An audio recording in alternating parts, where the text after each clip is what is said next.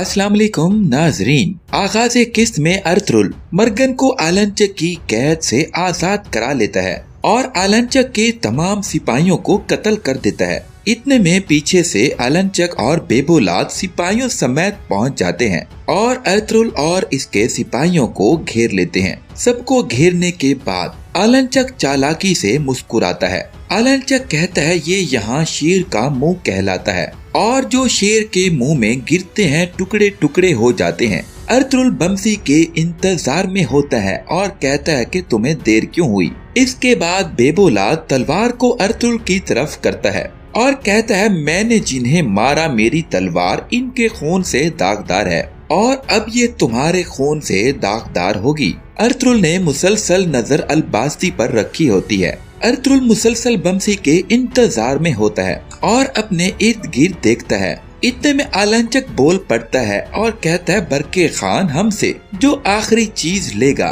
वो तुम्हारे सर होंगे। अलबास्ती कहता है खेल खत्म हुआ। अलबास्ती कहता है जो भी मेरी तलवार देख लेता है वो मौत से बच नहीं पाया। अर्तुगरुल जवाब देता है तो फिर ये आखिरी दफा है कि तुम कभी अपनी तलवार देखोगे। इसके बाद आलंचक के सिपाही अर्तुगरुल के सिपाहियों पर हमला कर देते हैं। दूसरी तरफ अर्तुगरुल के सिपाही मर्गन को एक महफूज मकाम पर ले आते हैं, लेकिन आलंचक के सिपाही वहां भी पहुंच जाते हैं। दुमरुल कहता है ये जलील झाड़ियों की तरह बार बार नमूदार होते हैं। इसके बाद मंगोल दुमरुल और सिपाहियों को घेर लेते हैं। मंगोलों का कमांडर कहता है तुम और तुम्हारा ये गद्दार जासूस अपने अंजाम तक पहुंच चुके हो। इसके बाद यहाँ भी लड़ाई शुरू हो जाती है। अर्तुगरुल के सिपाही तादाद में कम होने के बावजूद जवामर्दी से मुकाबला करते हैं। दूसरी तरफ अलबास्ती भी हमला करने के लिए बेचैन होता है। दूसरी तरफ मर्गन को बचाने के लिए बमसी और उसके सिपाही पहुंच जाते हैं और तीरों से तमाम मंगोलों को मार देते हैं। बमसी दुमरुल से कहता है क्या मर्गन ठीक है। दुमरुल कहता है सिपा सालार बमसी वो ठीक है, शुक्र है कि आप सही वक्त पर आ गए। दुमरुल कहता है मगर अर्तुगरुल साहब ने आपको आलंचक के पीछे भेजा था। बमसी कहता है अर्तुगरुल साहब अभी कहाँ है। गुनगुत कहता है उन्होंने हमें मर्गन के साथ आगे भेजा है मगर वो अभी तक वहीं है। बमसी कहता है जब ये लानती हमारे घोड़ों की तरफ बढ़े तो हमें अपनी जगह छोड़नी पड़ गई। गुनगुत कहता है सिपाहियों ने हमले की आवाज लगा दी और आलंचक जरूर अर्तुगरुल साहब और बाकी के ताकुब में गया है। बमसी मलिक शाह को कहता है कि तुम जल्दी से मर्गन को कबीले वापस लेकर जाओ, हम अर्तुगरुल साहब के पास जा रहे हैं। इसके बाद तमाम सिपाही अर्तुगरुल की जानिब दौड़ते हैं। दूसरी तरफ अर्तुगरुल के मुकाबले में अलबास्ती आ चुका होता है। आलंचक और अलबास्ती अर्तुगरुल और उसके सिपाहियों पर धोखे से कब्जा कर लेते हैं। अलबास्ती अर्तुगरुल की गर्दन पर तलवार रख के कहता है मैं किसी का चेहरा देखने से पहले इसे नहीं मारता। इसी दौरान अर्तुगरुल एक चाकू निकालकर अलबास्ती को जख्मी कर देता है और उसी चाकू से आलंचक पर भी हमला करता है। इतने में पीछे से बमसी और सिपाही पहुंचते हैं। आलंचक और अलबास्ती समेत सिपाहियों पर तीर बरसाते हैं। सब लोग पीछे हटने पर मजबूर हो जाते हैं। आलंचक ओट में बैठ के कहता है कि ये खलाई मखलूक कहाँ से आ गई। अर्तुगरुल अपने जख्मी सिपाही को पीछे ले जाता है। अर्तुगरुल के सिपाही जबरदस्त तीर बरसाते हैं और आलंचक और सिपाहियों को हिलने नहीं देते। इसके बाद वो आहिस्ता आहिस्ता निकल जाते हैं। उनके जाने के बाद आलंचक कहता है कि वो काले ताउन की तरह आए और यहाँ तबाही मचाते हुए वापस चले गए। साइड पर आने के बाद अर्तुगरुल कुंदूज से पूछता है कि तुम ठीक तो हो बेटा।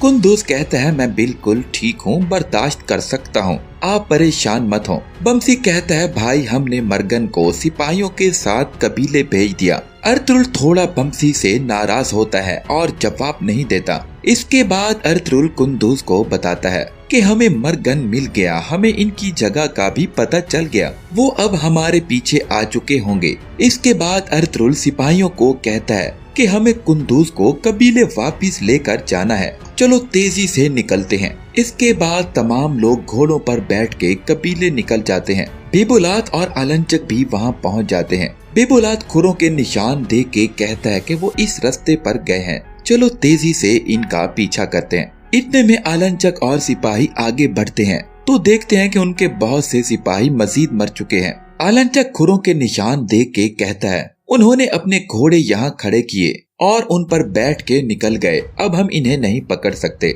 इसके बाद आलनचक गुस्से से चीखे मारने लगता है और कहता है, तुमने मुझ पर ये कैसी लानत लाई गोग तेंगरी। मैंने ऐसे क्या गुनाह किए जो तूने मुझ पर ऐसी कमबख्ती लाई है। इसके बाद अर्तुगरुल और सिपाहियों को घोड़ों पर बैठे जंगल से गुजरते देखा जा सकता है। अर्तुगरुल एक जगह रुकने का इशारा करता है और कहता है, सिपाहियों एहतियाती तदाबीर अख्तियार करो, हमने कुंदूज के जख्म पर पट्टी करनी है, मुझे कुछ कपड़े दो। अर्तुगरुल कुंदूज को घोड़े से उतारता है और कहता है कि हम ऐसे आगे सफर नहीं कर सकते, हमें पहले तुम्हारे जख्म को मजबूती से बांधना है। कुंदूज की पट्टी करते हुए तुर्गुत अर्तुगरुल को बताता है कि आलनचक अब हमें ढूंढ नहीं सकता, लेकिन वो आराम से नहीं बैठेगा, वो जरूर कहीं ना कहीं अपने सींग गाड़ेगा।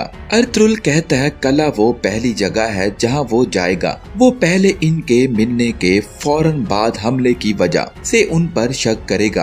अर्तुगरुल कहता है, हम इन्हें एक दूसरे को तबाह करने नहीं देंगे तुर्गुत, तुम अभी कले जाओ और दरागौस को खबरदार करो कि आलनचक कले में आ रहा है। हम कुछ ऐसा शिकार लगाएंगे कि हम इसके गुस्से को ठंडा करेंगे और आलनचक खुद हमारे हाथों में आएगा। इतने में बमसी पानी भरकर अर्तुगरुल के पास आता है। अर्तुगरुल गुस्से से कहता है कि तुम वहाँ वक्त पर क्यों नहीं आए, मैंने तुम्हें नहीं बताया था कि जैसे ही वो वापस मुड़े तुम भी आलनचक के पीछे जाना। बमसी कहता है, वो हमारे घोड़ों की तरफ बढ़े और हम इनके पीछे चले गए। अर्तुगरुल कहता है, तो तुमने अपनी जगह खाली कर दी, जब हम अपने कबीले वापस जाएंगे तो तुम अपने इक़दामात की मजीद वजाहत दोगे बमसी। इतने में अर्तुगरुल दुमरुल को कहता है कि जांगूज को कबीले में लाओ। दूसरी तरफ आलनचक अपने कमांडरों को कहता है कि तुम्हारी लापरवाही की वजह से मेरी फौज का एक पूरा गिरोह मारा गया और जासूस को हमारे हाथों से वो लोग छुड़ा कर ले गए। मैंने संदूक और केकाउस की किस्मत का पता उससे लगाना था। कमांडर कहता है, हमें माफ कर दें, उन्होंने जिस तरह से हमला किया हमें इस रास्ते का पता नहीं था। आलनचक कहता है, अगर दुश्मन वो जानता है जो तुम नहीं जानते तो फिर तुम्हारा क्या फायदा है। इसके बाद आलनचक सजा के तौर पे दोनों कमांडरों को मार देता है और सिपाहियों को कहता है कि यहाँ एहतियाती तदाबीर को बढ़ाओ, हर जगह फंदे लगा दो, यहाँ तक कि एक सांप भी रेंग ना पाए और ना ही परिंदा उड़कर जा सके। बेबोलात कहता है, तुम्हारा क्या इरादा है। आलनचक कहता है, मैं इब्तदाई तौर पर अपनी खोई हुई चीजों के पीछे जाऊंगा। बेबोलात कहता है, तुम्हारा कहां से इब्तदा करने का इरादा है। आलनचक कहता है, कले से। मैं इस हमले की वजाहत तलब करने जा रहा हूँ, चलो देखते हैं कि क्या वो भी इसमें शामिल है। मैं भी जरूर अपनी तैयारियां करूँगा। बेबोलात, तुम कबीले वापस जाओ और मेरे पैगाम का इंतजार करो। अगले सीन में मर्गन को शिफा खाने लाया जाता है। आर्तुक कहते हैं, किसी को ये मालूम नहीं होना चाहिए कि ये मर्गन है। आर्तुक मर्गन के चेहरे पर हाथ फेर के कहता है कि इसकी हालत कैसी है। गुनगुत कहता है, इसे बुरी तरह अजियतें दी गई हैं। उन्होंने इसके पाँव भी बुरी तरह जलाए हैं। आर्तुक कहता है कि हम इब्तदा में मर्गन के पाँव पर जिल्द बनाने के लिए जैतून के तेल का सिरका इस्तेमाल करेंगे, लेकिन ये अहम है कि इसके पाँव में पीप न पैदा हुआ हो, क्योंकि अगर ऐसा हुआ तो हमें इसका पाँव भी काटना पड़ सकता है। अगले सीन में अमरुलू कबीले में बेबोलात पहुंच चुका होता है। बेबोलात अपने बाजू पर लगे जख्म का इलाज कराता है। बेबोलात तबीब से कहता है कि तलवार अभी तक गर्म नहीं हुई क्या। तबीब कहता है, हो गई है गर्म, और वो तलवार को जख्म पर दागने से पहले बेबोलात को लकड़ी का टुकड़ा देता है ताकि वो उसे मुंह में दबा सके। बेबोलात कहता है, मैंने तुम्हें दागने का कहा है। इसके बाद तबीब जख्म पर तलवार रख देता है। बेबोलात कहता है, अर्तुगरुल अल-बास्ती की शनाख्त जानने के लिए सरगर्म हो चुका होगा और अगर वो मर्गन अपनी जबान खोलता है तो हम बेनकाब हो जाएंगे और हम ये नुकसान बर्दाश्त नहीं कर पाएंगे। बेबोलात का तबीब कहता है, चूँकि जबान की हड्डी नहीं होती इसलिए उसे किसी भी सिमत में मोड़ना आसान है। बेबोलात कहता है, आलनचक उनसे हिसाब लेने कले में गया है, अल्लाह करे कि वो कले में कुछ न कर सके। दरागौस और मैंने अर्तुगरुल के खेल को बर्बाद करने के लिए जो गठजोड़ किया है। अगले सीन में सलजान खातून और अम्मा हाइमा को देखा जा सकता है। सलजान कहती है, अम्मी जान, मैं आपको कुछ बताना चाहती हूँ। हाइमा कहती है कि क्या बात है मेरी बेटी, तुम्हें क्या कोई चीज परेशान कर रही है? सलजान कहती है सिरमा खातून बहुत परेशान कर रही है, मैं उसे हर वक्त हफ्सा खातून के आस पास देखती हूँ। अम्मा हाइमा कहती है कि सिरमा खातून कुछ फितना अंगेजी कर रही है, क्या तुम इस वजह से परेशान हो बेटी? सलजान कहती है हम दोनों हफ्सा खातून को जानते हैं, सिरमा जैसी ना इसकी फितरत है और ना ही इसकी आदत। ये सब होने के बाद मैं कहती हूँ कि यहाँ कुछ चल रहा है। ये खातून हमारे कबीले में नाइत्तेफाकी पैदा करने में मसरूफ है। अम्मा हाइमा कहती हैं आला सरदार के मकाम पर मौजूद लोगों का काम लोगों को इकट्ठा रखना है, न कि इन्हें अलग अलग करना है। हुनरमंदी इसमें है कि इसकी रूह में अच्छाई का एक कतरा तलाश करके उसे लामहदूद समंदर में बदल दिया जाए। सलजान कहती है मगर जब से इसने हफ्सा खातून के इर्द गिर्द मंडलाना शुरू किया है, हफ्सा खातून मुझे दूर रखती है। इस तरह ये किस्त यहाँ तमाम हुई।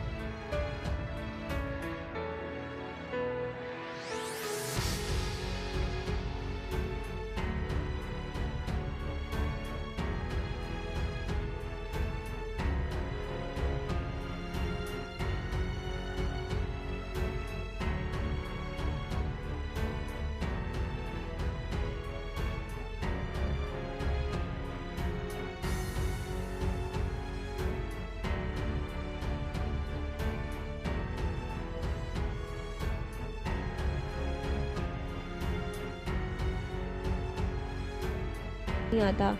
बच्चे सारा दिन उसका ध्यान बटाने को उसकी बातें करते, भाभियाँ कामों में शामिल होने को कहती, मगर वो बागीचे में एक कोने से दूसरा कोना नापती तो थक के बिस्तर पर ढह जाती। अमन शाह और अरगम शाह को वापस जाना पड़ा कि उनके पेपर होने वाले थे।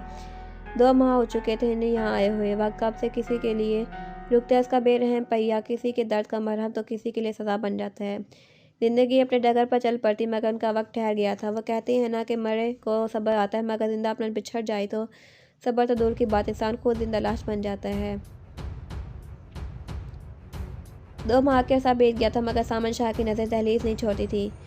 कुरातुलैन हरीपुर पहुंची तो उसके पांव तले से ज़मीन खिसक गई थी। जिनके लिए इतनी दूर से आई वो यहाँ से जा चुके थे। सैलाबी पानी उनके पैरों के निशान भी साथ ले बहा कर ले गया था। उसकी आंखों तले अंधेरा छा गया था। वो यहाँ से वहाँ चकराती सड़कें नापती एक छोटे से मकामी पार्क में जाकर बेंच पर बैठ गई तो आंसू से झड़ी सी लग गई। इतना रोई कि काम हल्का सा हो गया। उसे लगा अब सारी ज़िंदगी थके ही खाने ही, अब कहाँ जाना था उसे। कोई मंजिल, कोई रास्ता, कहीं कोई निशान नहीं था।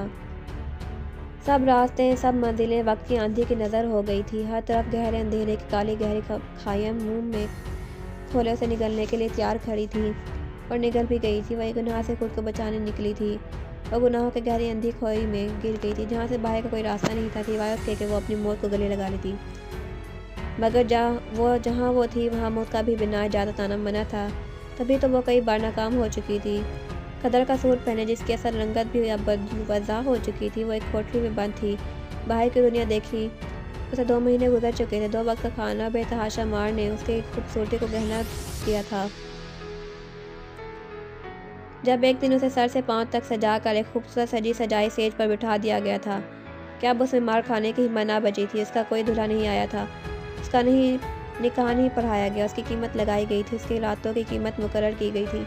वो कोसी थी, दिन रात खुद को के बर्बादी ही मुकद्दर थी तो वहाँ ही हो जाती जहाँ से भागी थी। तबाही ही किस्मत में थी तो अपना घर क्यों बरा था। स्याही ही मुकद्दर थी तो क्यों बुरी थी वो जगह जहाँ पर्दे में इज्जतों को सौदे होते।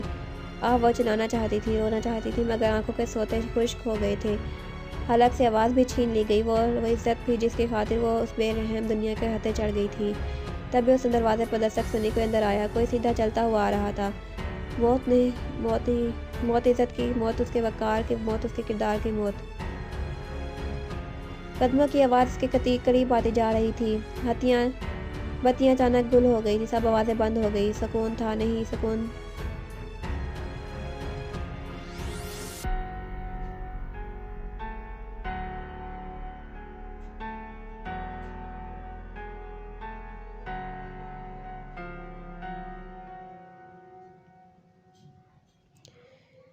पिछले 2 महीनों के 24 घंटों के 60 मिनट, एक एक मिनट के 7 सेकंड में, हर सेकंड के हर लम्हे में ये तो बोली थी कि जाने दो मुझे, जाने दो मुझे, जाने। अब जा रही थी तो ये अपने से आवाज़ कौन दे रहा था? उसके जिस्म में सुइयां चुभ रही थी, मगर जहन ने दिल को बंद किया और गहरे अंधेरे में डूब गई। आवाज़ और अंधेरे की कश्मकश में जीत अंधेरे की हुई, उस आवाज़ की नहीं सुननी थी और वो चली गई। गहरे अंधेरे में सकूत था। अम्मा की गोद थी, गोद जैसी नरम नरम, पैरों में धंसती घास थी। वो भाग रही थी, पैरों में नरम नरम घास, उसका नन्हा सा पाँव इधर उधर डोल रहा था। बाबा उसके पीछे थे। 10 साल की वो परियों जैसी गुलाबी फ्राक में वो तितलियों को पकड़ रही थी।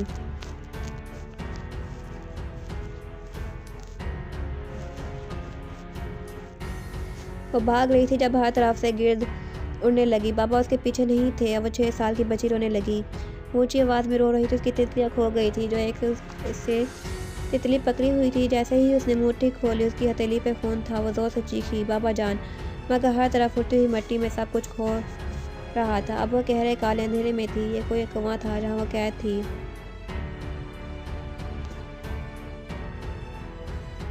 एक जोरदार आवाज़ से वो उठी। सफ़ेद 2 दीवारें, बाजू में लगे ड्रिप और नाक में लगी मसनूई सांस की नालियाँ। उसने नर्स को अपनी तरफ आते देखा। सारे बिच्छू अचानक से गायब हो गए थे। वो नीले रंग के गाँव में थी और हर तरह बुरी तरह का हाँप रही थी। जिंदगी ने उसकी मौत के हवाले नहीं किया था। उसे एक चीख के बाद वो साकिन थी। नर्स ने उसे वापस लेटाया और अब वो 2 डॉक्टर्स उसे हर तरफ से चेक कर रहे थे। वो इतने दिन जिस अंधेरे में थी, वो मौत का अंधेरा नहीं था, उसकी गहरी नींद थी। वो पिछले 3 हफ्तों से कोमे में थी।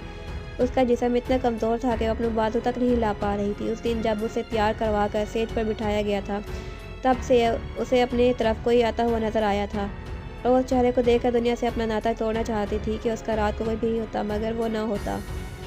वही था जिसके सामने सर उठा कर जीती आई थी। वो अब एक कोठे पर उसे मिली। उसके आगे कुछ नज़र नहीं आया। उसको नर्वस ब्रेकडाउन हुआ तो वो 3 हफ्ते अंधेरे में भटकीती रहती। उसे नींद के इंजेक्शन दिए जा रहे थे। उसका जहन बंद हो रहा था। वो सो रही थी मगर दिमाग जैसा टक गया था। मेरा अमीर शाह पिछले 2 माह से वो उस तारीक कोठरी में बंद था। हर तरफ अंधेरा, सिलन की बासान थी। वो रोज़ एक नई आजमाइश से गुजर रहा था और वो उसमें कैद काट रहा था। उसे इल्म था कि जो वो जल्द से जल्द ना निकला, वो अपने पीछे बहुत कुछ खो देगा। 2 माह उसने इस काली कोठरी में काट दिए कि उसकी बेगुनाही का यकीन कर लिया जाता, मगर ऐसा ना होता, ना ही हुआ। वो उस कोठरी को देख रहा था जो इतनी छोटी थी कि वो सीधा खड़ा तक नहीं हो सकता था, ना ही अपने पाँव सीधे कर पाता। या अल्लाह, तुझे तेरे हबीब का वास्ता, मेरे इस आजमाइश को ख़त्म करे, मैं मज़ीद सह नहीं सकता। उसे खाना इतना ही दिया जाता कि वो ज़िंदा रह सकता। खालिद के लिए भी वो कई कई दिन तक इंतज़ार करता। उसकी हालत दिन ब दिन बिगड़ रही थी, सूख कर कांटा हो जाता जा रहा था। उसे अंधेरे से निकलना ही था। पाकि नापाकी हर शय का एहसास ख़त्म हो गया था। ज़िंदगी की रेत की मानद हाथों से फिसलती जा रही थी। अम्मा, आप दुआ कीजिए मेरे लिए। माँओं की दुआएं बहुत जल्दी लगती हैं। अपनी दुआ में से मेरी आजमाइश कम होने की दुआ कीजिए। अम्मा, वो ऊंचा पूरा मर्द फूट फूट कर रो रहा था। दोनों हाथों से चेहरा ढांपे वो दोजान में बैठा हुआ था। कब तक? अल्लाह पाक जी मेरी मदद करें, जैसे यूसुफ अलैहिस्सलाम की मदद की थी अपने बेगुनाहों साबित करने के। आप जानते हैं कि मैंने बेकसूर हूँ, जैसे उनकी मदद की। पाक पैगम्बर इस्लाम की कसद की मेरी बेगुनाही साबित कर दें। वो दोनों हथेलियों से गाल रगड़ डाले। वो रोज़ ऐसी अर्जियाँ आशे मोहल्ला पर भेजता और रोज़ एक तसल्ली से मिलती थी। उसकी हर सांस एक दुआ थी और हर साथ एक आजमाइश, और वो अपने रब की तरफ से इस आजमाइश के लिए चुना गया था। अपने तो चाहे उसकी जान भी कुर्बान हो जाती, मगर उसे अपने पीछे रह जाने वाले रिश्तों की फिक्र सताती थी कि वो जो उसके बिना कभी जी नहीं पाते, वो जिंदा भी थे कि नहीं। उसे कई सारे वसवसे हर तरफ से घिरे हुए थे, मगर अभी तक वो उनको खुद से झटक रहा था। समन शाह वल्द मंसूर शाह का निकाह शेरदिल खान वल्द हशमत खान से करवा लिया जाता है।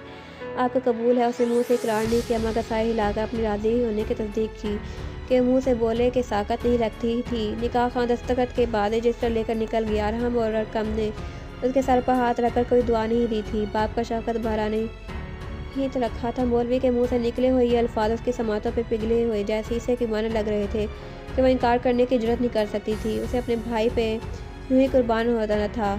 अपनी जान से बढ़कर चाहने वाले भाई उसके इस कुर्बान से रिहाई पा सकता था। आपने ऐसा क्यों किया? आपको रसम भाई का ख्याल क्यों नहीं आया? आपको किस बात की जल्दी थी कि उनके लौट आने का भी इंतज़ाम नहीं हुआ? कि क्या बोलेगी या बोल चुकी जो कुछ बोलना था। हमारी नाक के नीचे ये रंगबाजियाँ खेलती रहे, हमें कानों का खबर ना होने दी। अरे हम सब ही चाहिए था तो हमसे कहती, हम ढूंढ ही लेते, मगर तुझे सेज पर चढ़ने की जल्दी थी। इतनी ही जवानी संभाली जाती तो कुछ खाकर मर जाती। तेरे बाप की इस उम्र में नाक तो ना कटती। सामन तेरा सत्यानाश हो तो कभी खुश नहीं रहेगी। मेरी यहाँ लगेगी तुझे।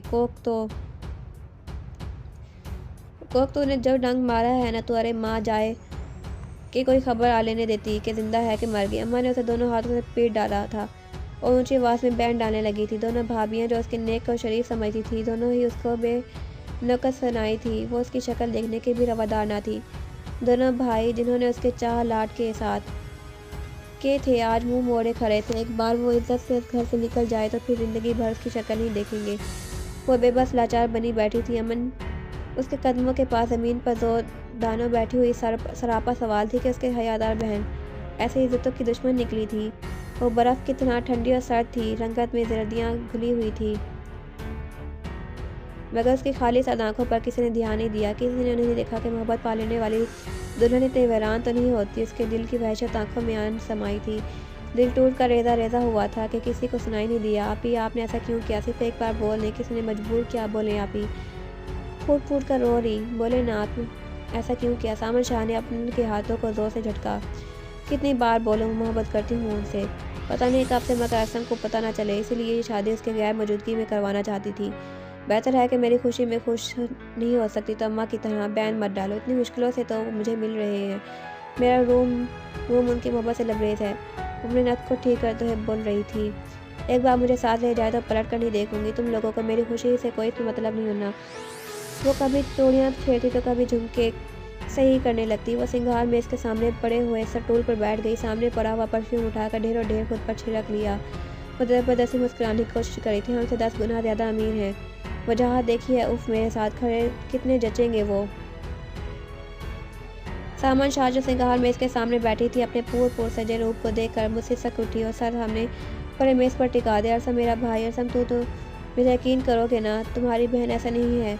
अरसम वो सिसक सिसक जा रही थी। बहनों को तो सदियों से अपने बाप भाइयों पर कुर्बान होना पड़ता था, मगर उनकी कदर करते हुए। मगर यहाँ से वो जैसे जा रही थी, इतनी बेकदरी और बेइज्जत के साथ। मगर अरसम जैसे भाई के लिए वो कुछ भी कर सकती थी, उसे वो कुर्बान गाह जा रही थी इतने सच धज के साथ कि उसका भाई के रिहाई की ये कीमत थी। सामन शाह की ज़िंदगी। आप ही चलिए, नीचे बुला रहे हैं आपको। सामन शाह को अपने पैरों में से जान निकलती महसूस हुई कि वो किसी मुआवजे के इंतजार में थी, मगर उसका बुलावा आ चुका था। सामन शाह ने सर से पाँव तक अपनी बहन को देखा, जो उससे 5 साल छोटी थी। जैसे वो जोर रात को परियों की कहानियाँ सुनाती थी, जिसकी हर जिद को सामन शाह ने पूरा किया और करवाया।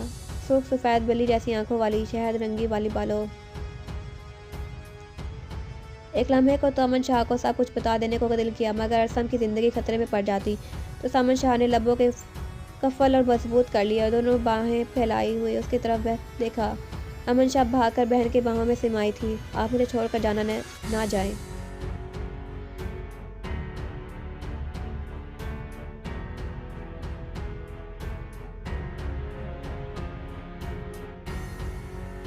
जैसे वे बाहर निकली, मंसूर शाह ने उसे देखने भी गवारा नहीं किया था। राबिया शाह हमारे बांधे उसे हाथ लिए दरवाजे तक आई थी। किसी ने उसके सर पर हाथ नहीं रखा था, ना ही कोई दुआ उसकी मुश्किल राह बनी थी।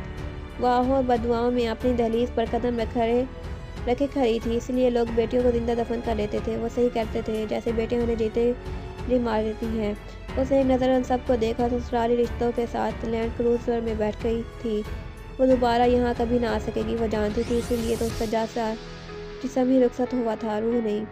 अमीर शाह, तुम वहाँ? मैं कैसी हूँ एनी? कुरतनैन को तपते सहरा में छाँव मिल गई थी। वो अमीर शाह की तरफ भीगी निगाहों से देखा तो तुम्हें पता है मेरे साथ क्या हुआ? अमीर शाह, तुम्हारी एनी उजड़ गई। वो बलक रही थी। दोनों हाथों में अमीर शाह के हाथ थामे। मेरी इज्जत के रखवाले इज्जत की दुश्मन बन गए। अब मैं खुद को बचा नहीं सकी। अमीर शाह, मैं लुट चुकी हूँ। बस को रैनी, मत रो इतना। तुम्हारी तबीयत पहले ही नहीं ठीक। अगर इतना रोगी तो मर जाओगी। अगर उस रोने से मेरी मौत की ख्वाहिश पूरी होती तो अपना वजूद आंसू में बदल देती। अमीर शाह, कहीं दफना देना, मगर किसी को बताना मत, वरना वो मेरी हड्डियों को भी नहीं छोड़ेंगे। अमीर शाह, तो अपने हाथों से मेरी जान ले लो। वो बेड पर बैठी उसके कमर से लिपटी रो रही थी। अमीर शाह, ये वजूद जो खूबसूरती में दुश्मन बन गई है। एक सिंधी वडेरा जिसके सीने में तुम्हारी मोहब्बत ने दिल की जगह पत्थर रख दिया, जिसकी जान तुम में तब से बसी है जब से तुम पहली बार देखा था। कैसे मार दो तुम्हें? उसे अपने सीने में छुपाया पीता था। उठो, हमें निकलना है यहाँ से, उससे पहले कि बाबा को तुम्हारी खबर हो। जल्दी करो। वो उसके सर पर चादर फैला रहा था। नीचे झुककर उसने नाजुक पैरों पर सैंडल लिए और छोटा सा बैग जो उसके सामने पड़ा था फ़ौरन उठाया और उस तेज़ी से इस्लामाबाद के उस अस्पताल से निकल गए। ब्लैक लैंड क्रूज़र में कोई नहीं था सिवाय उन दोनों के, जो अब एक अनजाने मंदिर की तरफ रवां दवा थी। ट्रैंकुलाइज़र के असर की वजह से कुर्रतुलैन बार बार नीम गनुदगी में जा रही थी और अमीर शाह के चूड़े सीने पर सुकून नींद सो रही थी। अमीर शाह की गर्म चादर में लिपटी वो करीब छुप गई थी। अमीर शाह एक हाथ से उसे संभाल एक हाथ से स्टेयरिंग संभाले हुए थे। अमीर शाह को वो दिन बहुत शिद्दत से याद आया था जिस दिन उसने कुर्रतुलैन को हमेशा के लिए खुद से अलग किया था, जब तैमूर शाह ने उसे मौत का परवाना थमाया था, जब वो रो रो कर अपनी मोहब्बत की दुहाई दे रहा था। पापा प्लीज़ एक बार, सिर्फ एक बार अपने बेटे के बारे में सोचें। आपकी नस्ल का अमीन हूँ मैं, अगर मैं ही ना हो रहा तो आप क्या करोगे? बाबा जान प्लीज़ मुझसे मेरी खुशी मत छीने, मैं मर्दों की तरह नहीं जी सकूँगा। वो अपना ऊंचा बड़ा मर्द हिचकियों से रो रहा था। बाबा जान सारी ज़िंदगी आपकी हर बात मानी, मुझे मेरी एनी के बिना अधूरा हूँ। काले रंग के सलवार सूट में उसकी रंगत चांदी की तरह चमक रही थी। लंबी घनी पलकों से आंसुओं की लड़ियाँ बह रही थी। वो दोनों हाथ बांधे अपने बाप के पैरों में फरियाद बना बैठा था। साफ शफाफ हाथ उनके सामने जोड़े वो पत्थर के मूरत को आराम करने की कोशिश कर रहा था। बाबा वो मेरी, उनका हाथ हमें खुद को थप्पड़ मारने लगा था। तब तैमूर शाह ने अपने हाथ से उसे छुड़वाते हुए उसके हाथ में चांदी का कड़ा और गले में शीशा शहरा की हिफाजत का तावीज़ बांधा हुआ देखा था, मगर वो तावीज़ भी उसको बचा नहीं पाएगा जो उसकी मोहब्बत उसे रूठ गई। उनके लिए अभी बाजी नहीं के हाथों में थी, वो हालत रुख मोड़ सकते थे। उनके लहजे में रोने तो गुस्सा दोनों आ गए थे। हमेशा हमने तुमसे कहा था कि हमारे खून में लावट कभी मत करना, मगर तुमने हमारी नहीं मानी। उस लड़की ने अपनी तबाही को आवाज़ दी है। हर रोज़ वो बिकेगी, हर रोज़ उसकी इज्जत की चादर उतारी जाएगी, तब तुम्हारा बदला पूरा होगा। मीर शाह ने अपने सामने बैठे इकलौते औलाद के कंधे पर जोरदार ठोकर मारी थी। इतने बड़े हाल की दीवार की आवाज़ से लरज़ उठी थी। बाबा आप जो कहेंगे करूँगा, उसे छोड़ दें बाबा।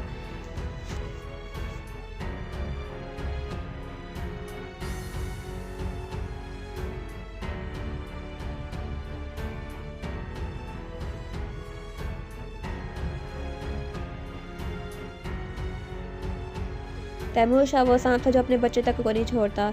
इतनी बड़ी हवेली का छोटा सा टोटे शिकस्ता दिल के टुकड़े लिए वहाँ से निकल आया था। मुड़ चुका था। अब सिर्फ एक जिंदा चलते फिरते लाशे को सांस ले चलते ढूंढना था। सही कहते लोग। गाड़ी एक झटके से रुकी थी कि कुर्रतुलैन उसके सीने से फिसल कर गोद में गिरी कि वह गहरी नींद में थी। एनी एनी होश करो, घर पहुंच गए हैं, उठो। वो उससे सीट की पुश्त तेल लगाए चेहरा थपथपा रहा था।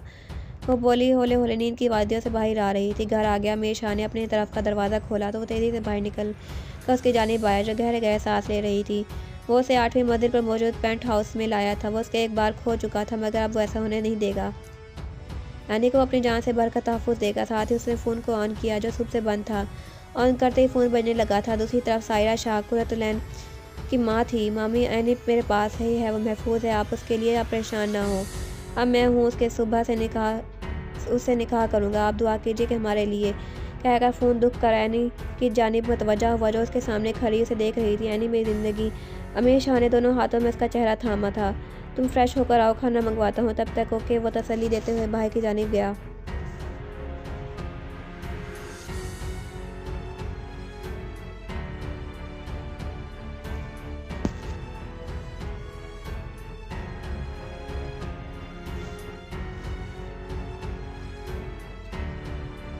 वो उस महल के दरवाजे पे खड़ी थी जिसके दोनों तरफ बड़े बड़े सतून थे। पूरा महल सफ़ेद मार्बल का था जिस पर गोल्डन लाइट्स के फानूस जगमगा रहे थे। रात के फन की में बेतहाशा इजाफा हो गया था। महल के और आसपास के घरों में से आने वाली कुत्तों की आवाज़ उसका दिल लहरा रही थी। उसके हाथों के कप का पहाड़ उस मर्ज के जैसी थी जैसे बुढ़ापे में ताड़ी होती हो। उसे अपने नाक की भारी सी नथ चुभ रही थी। कानों के भारी आवेश से खून रिसना शुरू हो चुका था, मगर वो बर्दाश्त कर रही थी। उसको यहाँ तक लाने वाले लोग उसे वहीं छोड़ अंदर जा चुके थे। वो समझी शायद कोई इस्तकबाल के इंतजाम के लिए अंदर गए होंगे, मगर काफ़ी देर इंतजार करते रहने के बाद भी कोई नहीं आया। उसके बाँव भी सुन्न होते जा रहे थे। तभी उसने एक बावर्दी मुलाजिम को लकड़ी का बड़ा सा दरवाज़ा खोल कर अपनी तरफ आते देखा। 1 घंटा, 2, फिर 3, फिर 4। पिछले 4 घंटों से वो बुत की तरह उस महल के बंद दरवाजे के सामने इस्तेताब थी। अब जाकर किसी को ख्याल आया था। Madam, my name is Richard, I am head of staff here, will you please come with me. वो सीढ़ियों की जानिब इशारा करते हुए आगे को झुका। उसे सफ़ेद ग्लोव्स पहने हुए थे। उसके हाथ क्या आ सके। सामने 4 स्टेप्स थे। सामन शाह की आंखों का पानी एक लख बंद तोड़कर निकला था। भाई लहंगे को वो होले से संभाल उसके पीछे चल पड़ी। ये लंबी सी राहदारी थी जिसके दोनों तरफ बड़ी तादाद में पेंटिंग्स लगी हुई थी। थाम राहदारी में फानूस की रोशनी इतनी ज़्यादा थी कि सुई भी गिरती तो नज़र आती या चूंटी की टांगें गिनी जाए तो नज़र आती। बड़ी शाही कुर्सी जिसके बिल्कुल सामने एक छोटी सी मेज़ थी जिस पर पाँव रखा हो जाता था। कदावर खिड़कियों पर बेतहाशा खूबसूरत पर्दे लगे हुए थे। वो से लिए हुए एक बड़े गोल सीढ़ी के सामने खड़ा हो गया। मैडम प्लीज़ कम। वो जो किचन को देखने में मगन थी चौंक कर उसकी जानिब देखा। शायद वो उसकी जानिब भाग गया था। वो सीढ़ियों की तरफ बढ़ी। इतना भारी भरकम लहंगा उस पर बेतहाशा जेवरात से वो होले से ही चल सकती थी। वो थोड़ी सी सीढ़ियाँ थी। उसे आसपास कमरे ही कमरे बने हुए थे जिनमें से आखिरी को उसने खोला। अंदर जाने का इशारा करके वो खुद साइड पर हो गया। सामन शाह धड़कते दिल के साथ दाखिल हुई। कमरा हीटर की वजह से पूरी हिदत था। उसे कपकपी महसूस हुई। सामने ही बहुत बड़ा सा बेड था। उसने तरफ में देखा। यह कमरा मैरून और वाइट इंतजाज का था। रूम के बीचों बीच सोफे और सेंट्रल टेबल पड़ा हुआ था।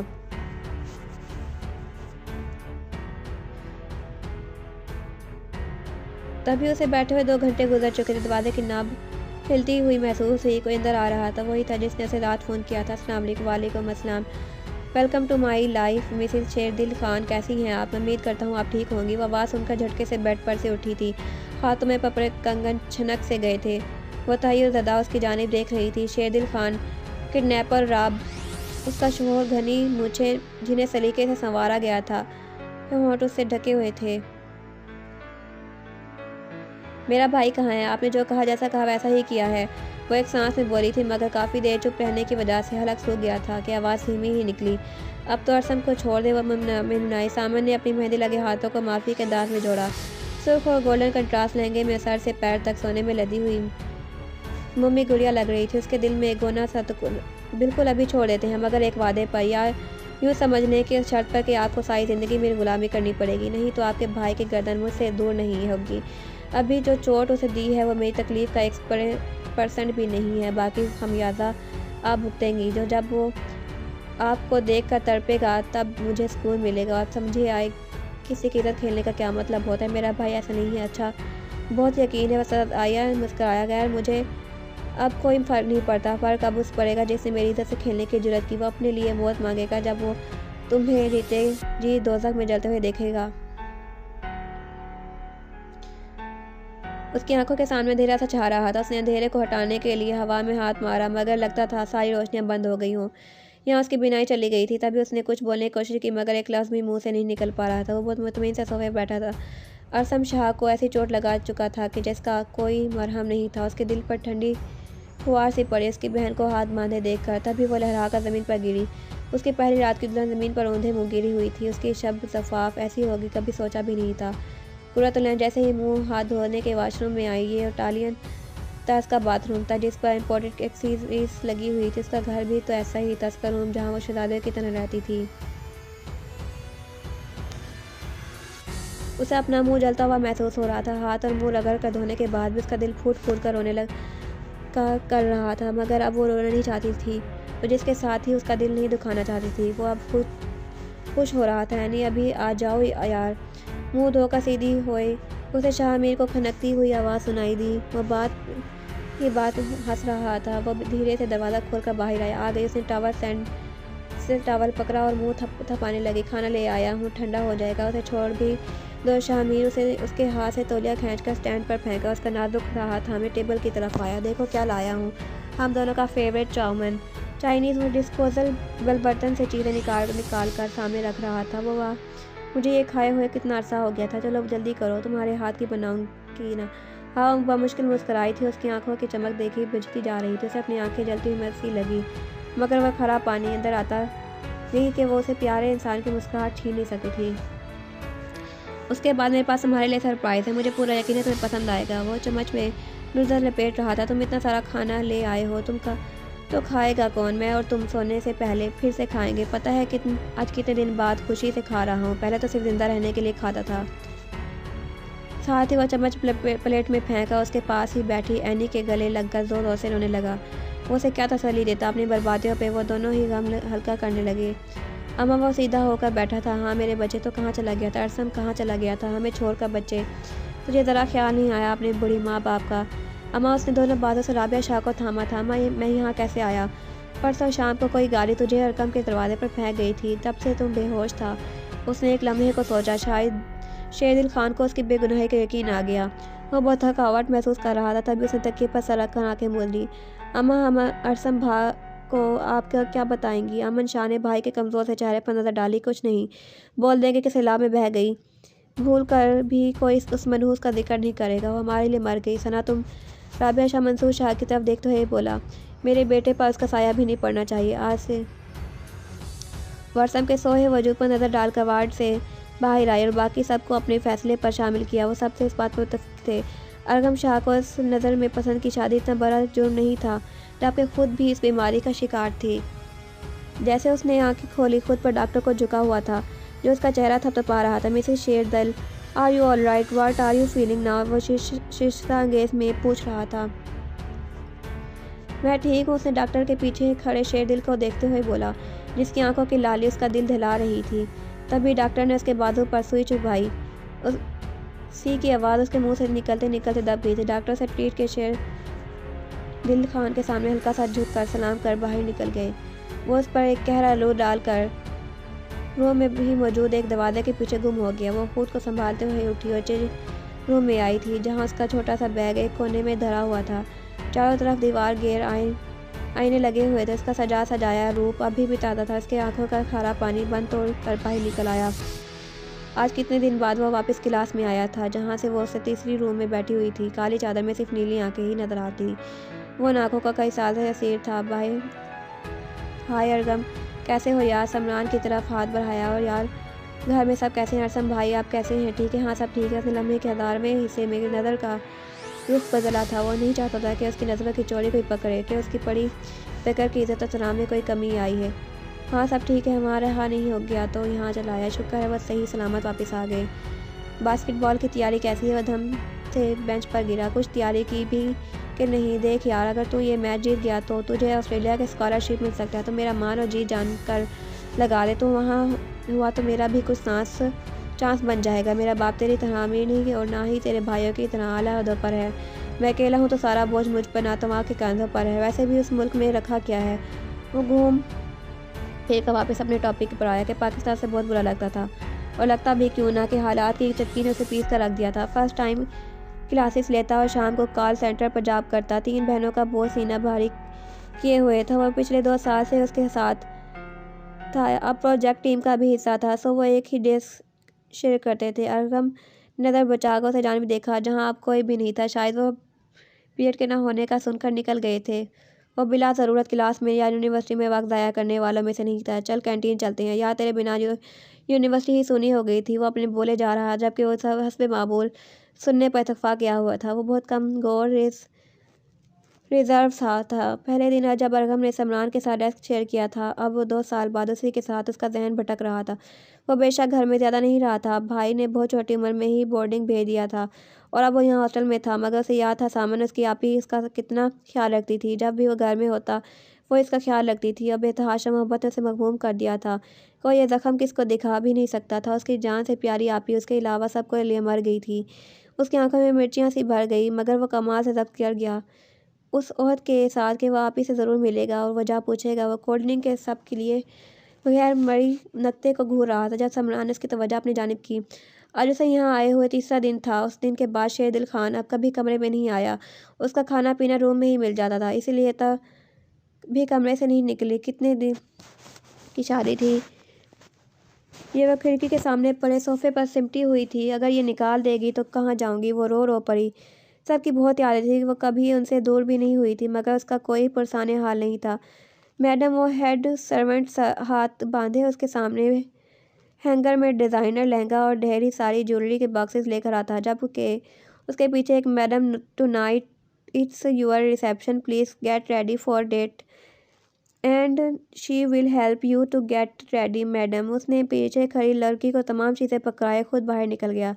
लड़की उसकी तरफ आई, उसे शावर लेने का बोला, अपना बैग खोलने लगी। वो जैसे ही बाथरूम में दाखिल हुई, रुके हुए आंसू बंद तोड़कर बाहर निकले। अभी तक ये मालूम नहीं था कि उसके भाई को छोड़ दिया गया है कि नहीं, इसकी कुर्बानी का क्या नतीजा निकला, मगर वह शेरदिल खान से धोखे की उम्मीद नहीं करती थी। शावर लेने के बाद भी उसकी आंखों से सूजन कम नहीं हुई थी। उसकी कोई कोशिश भी नहीं की। बार बार उसकी आंखों के भर आने से मेकअप खराब हो रहा था। ब्यूटिशियन ने अपनी तमाम महारत उस पर इस्तेमाल की थी, मगर वो शेरदिल खान की बीवी की हैसियत से फंक्शन में शरीक होने वाली थी। हल्के फिरोजी और ग्रीन कलर की कम्बिनेशन की छब ही निराली थी। हेड स्टाफ ही उसके कमरे से लेकर गार्डन की तरफ गया था, जहाँ हर तरफ बल्कि कमकमे सजाए हुए थे। पौधों और दरख्तों की कटी हुई साख को लाइट से वादे किया था।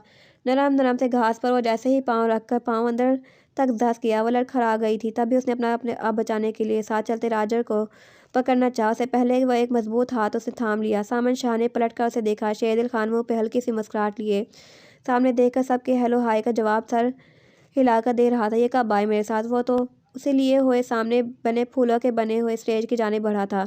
रास्ते में हर किसी ने उनकी जोड़ी की खूबसूरत को सराहा।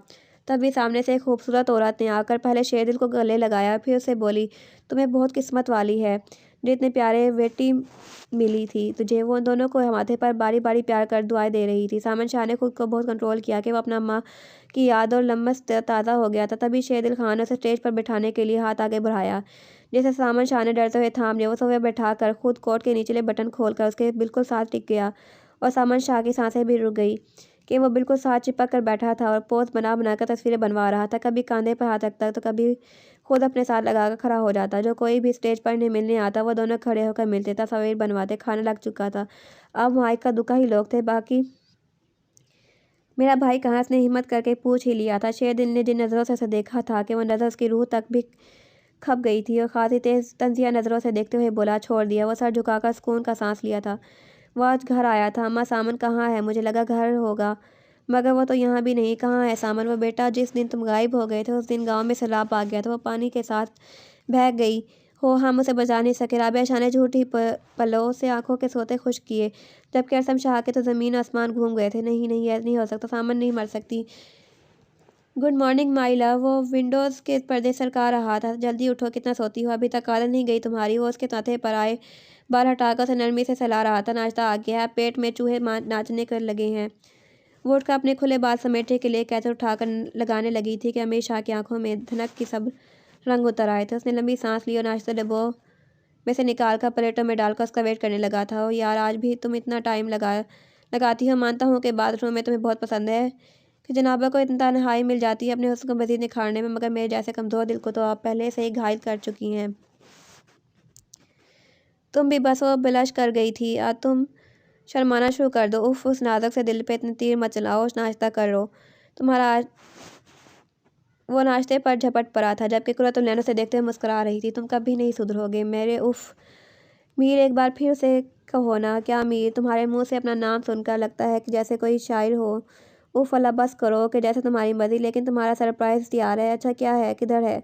वह बेसब्री से हुई थी। हाँ, दिखाता हूँ। वो उसकी आंखों पर हाथ रखे हुए लाउंज में लाया था, जहाँ मेज़ पर पड़े झिलमिलाते सुख जोड़े को देखकर वो दंग रह गई थी। उससे पहले कुछ बोलती वो मुंह पर हाथ रख के बाथरूम की जानिब भागी।